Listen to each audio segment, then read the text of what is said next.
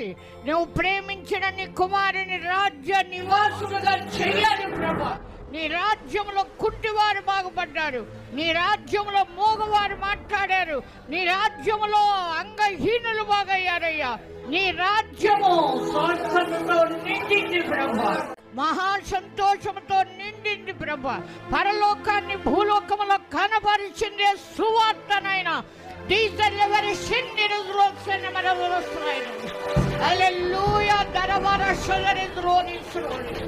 David Kamana Sheeders Rison and the Rosnidari.